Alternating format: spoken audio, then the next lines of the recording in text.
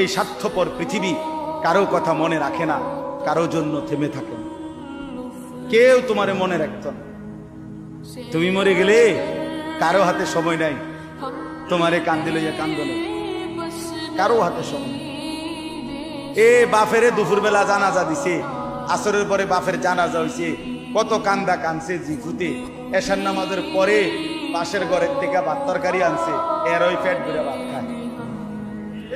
এরা দেখলাম দুপুরে কান্দে অন ভাত খায়, আরো গোস্ত লয়, আরো পারবির মুরগা লয়, তেলাপিয়া মাছ লয়, ডাল লয়। বাহ! কি আপনারা দেখলাম বিকালে কি কান্দাটা কানলেন,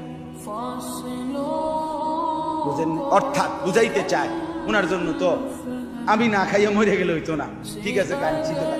অর্থাৎ দুনিয়া থেমে থাকে না, কারো জন্যই কি থাকে না, থেমে থাকে। এজন্য দুনিয়া নিয়েই ব্যস্ত না হই, আখিরাতের ফিকির করি। আল্লাহ তাআলা আমাদেরকে তৌফিক দেন।